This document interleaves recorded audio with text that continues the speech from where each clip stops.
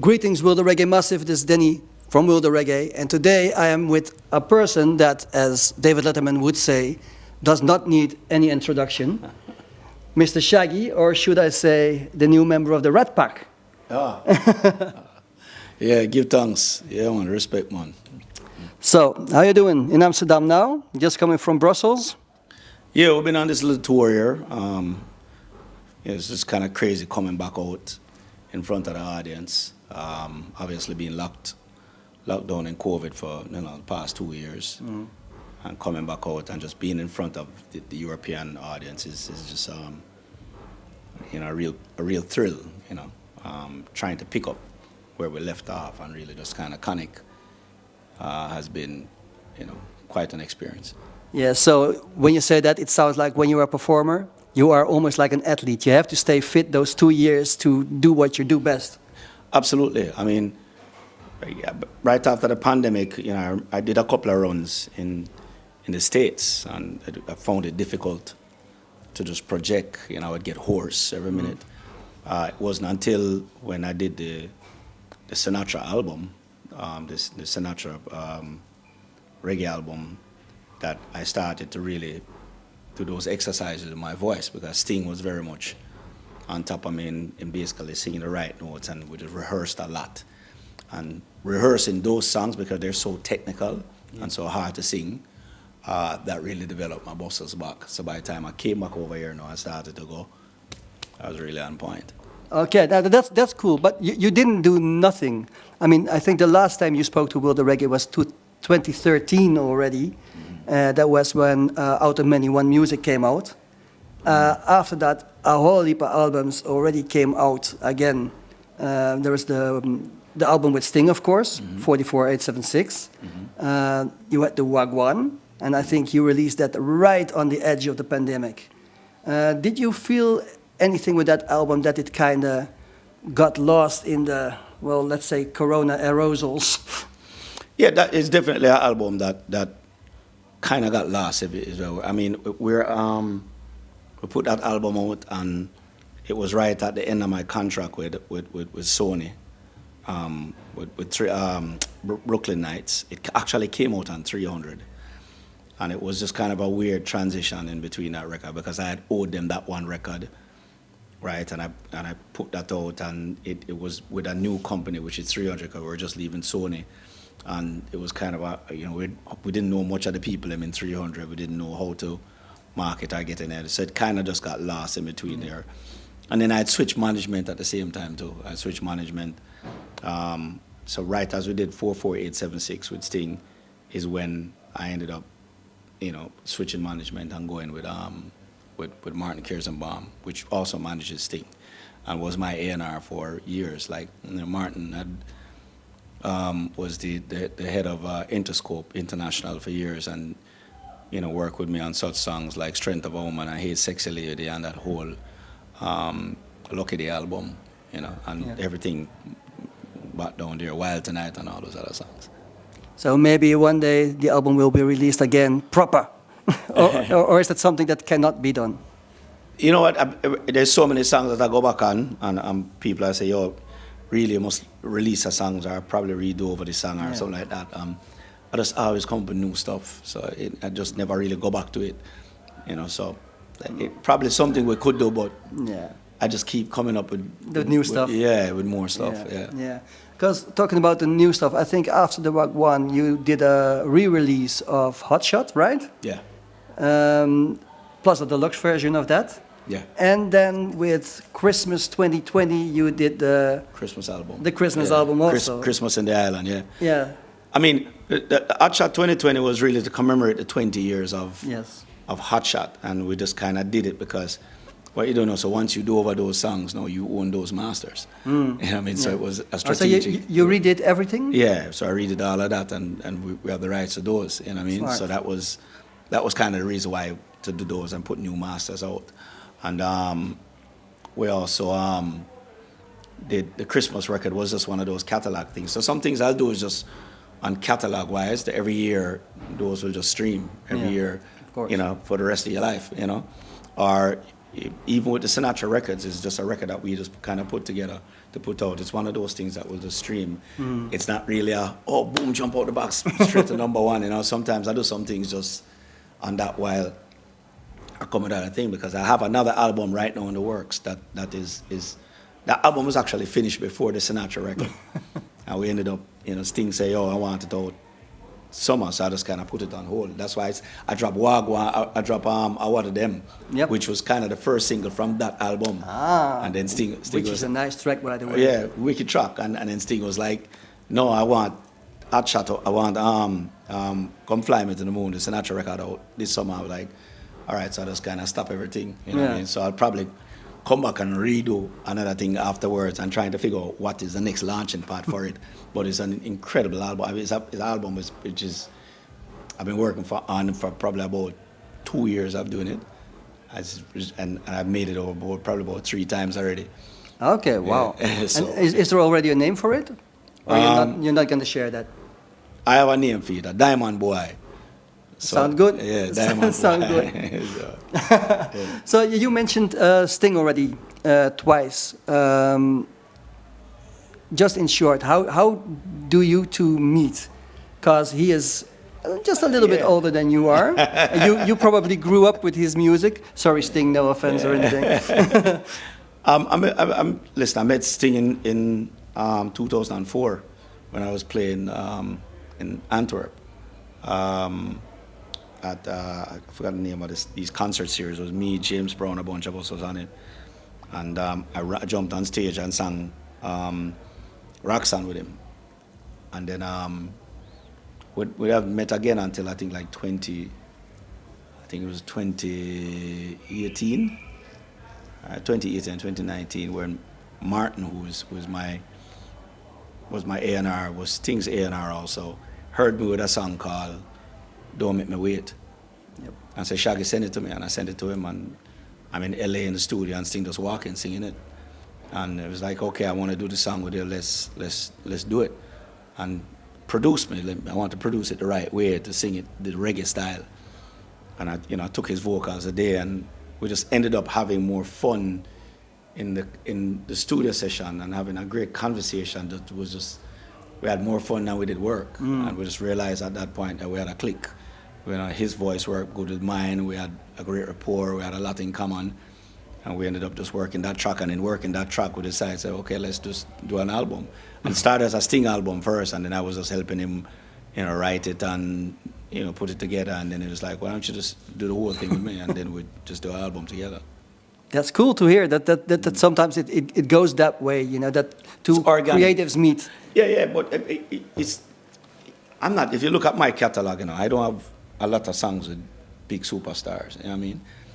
Like you have, but it's not a lot. Like, no, for instance, you have It Wasn't Me was with Raven, which is unknown reggae. He's a superstar now. Yeah, but it's yes, I understand what you say. Yeah. You know what I mean? I did Angel. I did Wasn't Me with Rick Rock, which was an unknown. I did I Need Your Love with Mohambi and Faded, 2 unknown artists. I just did Banana with another unknown artist by the name of Conqueror. So I don't, and the reason for that is it has to happen organically. Yep. I'm not the guy that, because you're hot, I'm going to call you. You know what I mean? Well, a lot of times it don't connect. Yeah, a lot of times I'm thinking about that. Like, sometimes people say, with who do you want to do a collaboration? I don't think it goes that way. No, I don't feel it like that either. No. I let the song determine the collaboration, and if there's a rapport. Like, I have a song now with me and Anthony Hamilton, but Anthony and I are friends. Mm-hmm. You know what I mean? Whenever you say I put Jazz Stone on it, Jazz and I have a real respect for her and her music. She have a respect for me. Yeah. You know what I mean? Moxie Priest, I started with Moxie Priest. You know what I mean? So it's something like that. And Sting and I have a genuine, we're friends, we're best friends in so many ways, and we talk almost every week. Yeah, you can also see the vibe when you tour on video or whatever. Yeah, so sometimes it become a little crazy when you're doing these collaborations with these artists, and then a lot of them are not as genuine. You know what I mean? They'll come with you and then afterwards them start front. Yeah. You know what I mean? The creativity needs to flow. Yeah, some of them really deal with the front thing with them. And you have to trust each other, I think. Yeah, I mean, you have to have a rapport, Yeah. and really respect each other's craft, Yeah. Yeah. So coming back now to "Come Fly With Me," first question that came to my mind was, of course, Frank Sinatra.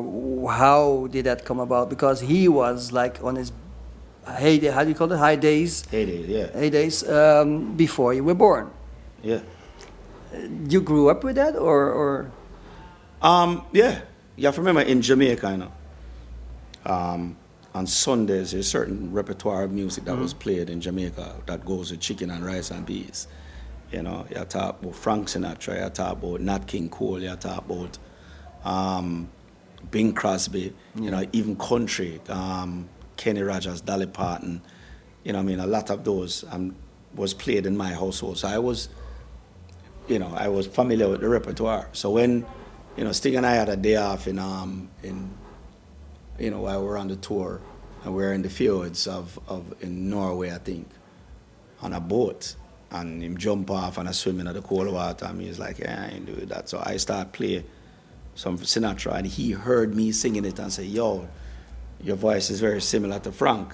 It's crazy. And I'm like, no, I didn't think anything of it. We ended up laughing about it and said, well, maybe we'll do it in reggae and rah, rah. And the idea just sat around for 3 years until down the line when I was in Vegas with him, and him say, yo, what are you doing top of the year? Let's go do it. And he came to my house in Miami, and we sat down, had a couple of musicians over, and we started to jam on some of the songs and realized that we had something here, and we said, okay, well, let's record some. And at that point, within the next 3 to 4 weeks, we had pretty much completed most of the recording. well, it's very well done how you mix the reggae with Frank Sinatra's music, which is like jazzy sometimes, or yeah. Well, those are jazz chords. Yeah. That's it. Most reggae songs are 2 chords. This one you have 6 and 7 and 8 chords, arrangements at time, and the trick is to basically have the right amount of reggae compared to the right amount of jazz to make it more reggae than jazz, but still not to make it. You don't want it to be corny, so you have to really choose what notes, what movement to make it work. That's exactly what I was afraid of when I first heard that it was coming out. Yeah, like the corny thing, this is going to be a Frank Sinatra on a reggae beat. Yeah. But it wasn't that at all. No, so my no. compliments for that. Yeah. And Sting, I guess, is a very good person to produce that kind of music. Yeah, Sting wanted the authenticity of it. Yeah. And I mean, he was big on it. You gotta remember, we used, like Sting played bass on probably like 1 song. Most of it was done. Bass player, which is Dave Richards, that's my bass player, played all the bass on it. Most of the bass on it. We had Jamaican musicians. We had Dean Fraser. We had Robert Dubwise, who was my guitar player, and also we had a couple of other rhythm guitar players from in Jamaica. We went to Jamaica and did a lot of it. And then we also went to Capitol Studios in LA, where Sinatra did his and did some of the arrangements there too. So, we were authentic in everything that we did. Wow, that's very good to hear. So how did you pick the tunes that you picked? I didn't pick any of them. Sting did. Sting did the whole. And if you notice, there are probably about 4 or 5 really popular ones. The rest of them are very. That's why I thought not too popular songs. Yes. So you're like, oh wow, those are Frank's songs, but they're well written songs. That was strategically done because Sting didn't want it to sound like a greatest hit album. He wanted it to sound like an album, and because he did that, when you put it in, you can listen to the whole thing and like, I'm falling in love with these songs that I'm not very familiar with because I didn't even know they were Frank songs, but they're now Shaggy songs. You know what I'm saying? And I thought that was a good strategy. Well, that's good to hear. And like I said to Paulie Rossi, early when we came up, I was listening to the album whole day, and it really had to grow on me. Yeah. Because the first time you hear it, you're like, and then at the end of the day, you're like, this is good. So another compliment. Yeah. No, it's a record where you find out with yourself, say, once you put it in, you just want to listen to the whole thing. I want to tell you, say, it was recently Spice called me. And she just called me out of the blue and said, yo, I listen to that album, man. She said, I listen every Sunday and drive. I drive and listen to this all the while. This is my go-to record. It's like I can't take it out. I said, wow, okay. And she said, you just end up falling in love with it because these songs are just well-written songs and just the way the beat them are go on and things. So it's cool. Yeah. Talking about Spice real fast, because we don't have too much time because you have to go on stage soon. Go Down There. I think that was one of the biggest, let's call them Corona hits that you could have released with Spice and Sean Paul. Yeah. It was booming. Yeah, I mean, we had quite a few during the Corona, because we had Banana too. Yeah. That's, that's like 2 billion streams. True. But was it on in Corona? TikTok. And that was in Corona. Like the very start of 2020. Yeah, that was in Corona. So we had that one. I put the Hot Shot 2020 out. I had the Banana record, and then we also did this. So I was busy during the I also did the Christmas record during the Corona. So I didn't slow down at all. So Corona didn't do you that bad. Yeah, I mean, I couldn't tour, but True. You found a way. I was in the studio. I was creative. I kept my time busy. That was a song I had sitting around for the longest. I had it for about 4 years. But once I started to do Spice's album, I knew I wanted to give her a hit single. So once I played it for her, she got it. She's like, "Oh my God, this is wicked." I said, "Yeah." I said, "It's a hit song." And she was like, "All right, boom." So I ended up putting her on it now and kind of make it her song. And then it was her idea to get Sean. Yeah. But do you know that beforehand?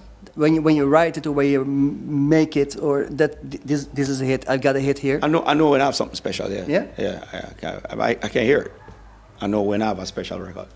Like I knew like when I did Boombastic, I knew it was a lot. The hard thing is convincing.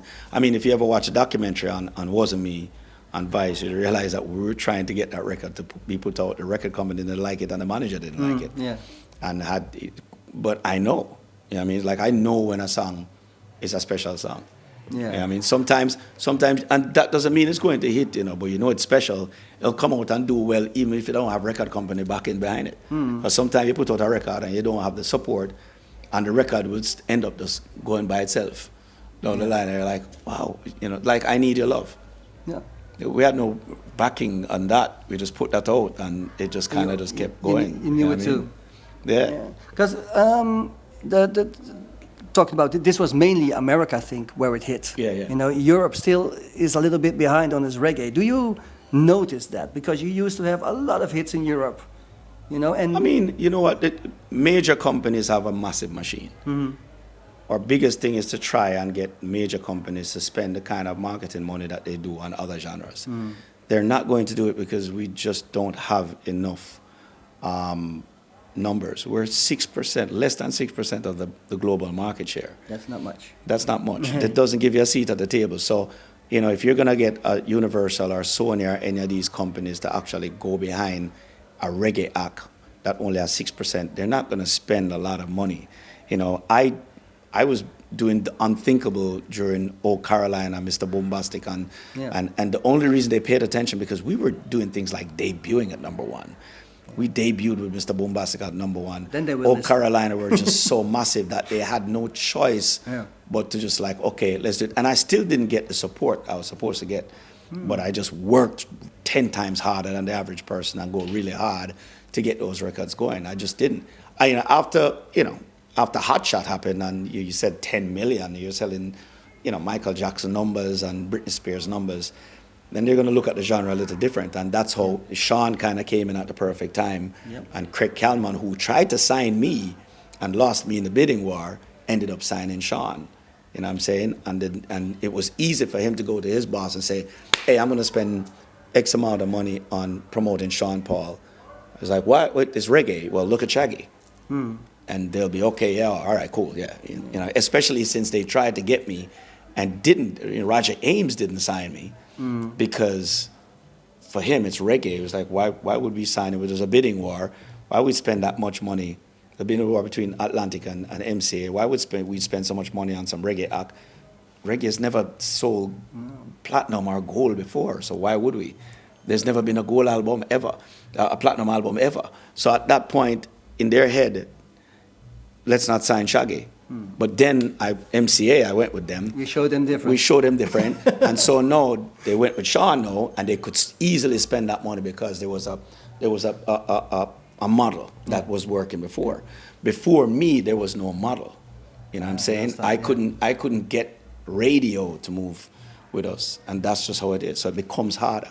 Why is this still a curse? I'm gonna wrap it up, but why is there still a curse on reggae music? It seems, hip hop rose, past reggae music, and that, We can only hope for the future to be better, because we had a nice run with me, Sean, Wade and Wanda. We had a movement, the Duale boom, but we were lacking other things.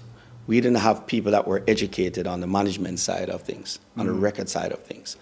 So, you might have artists that are doing the work, but then you don't have the management, or you might have management who are no educated, but then the artists aren't. It's really about getting the ducks line and people seeing the vision. Now that we have the internet and artists are on their phones and they can learn about the music business from Google and going on things.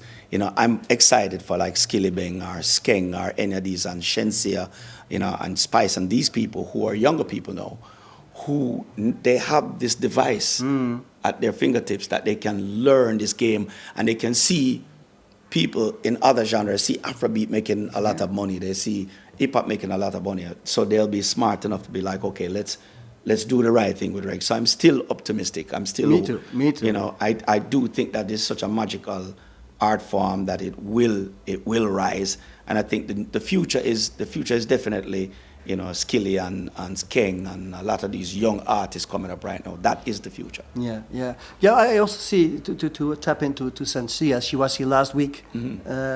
She really uses the cell phones. Oh, before she comes up, people needed cell phone out. So it almost looks like when everybody films me, my reach is. TikTok was blowing up. But she's one of those that has been successful. She's a very good-looking girl, easy and I, pretty girl. Yep. She's very stylish. She's all about style and cool factor. She knows she knows how to market and work it. Exactly. You know what I mean? So, she'll go. She hasn't gotten that massive crossover hit yet, but she has enough to keep her going that eventually she will. The one with Megan Thee Stallion, for example, that is going hard. Well, that didn't really connect. No, it didn't connect, but it is still going hard. So maybe in certain countries and things like that, but we still need that one. But the fact is, she's doing something so right that it will be crossing over, and she will find that one. She'll get that one song that will carry her over. I think so too. Well, you need to get prepared for the show, I guess. Thank you very much for your time. All the best. It's been a while, and we're fun. looking forward to the Diamond Boy. Yeah. We're going to figure it out. Thank you very much. Blessings. Bye-bye. Yes, sir.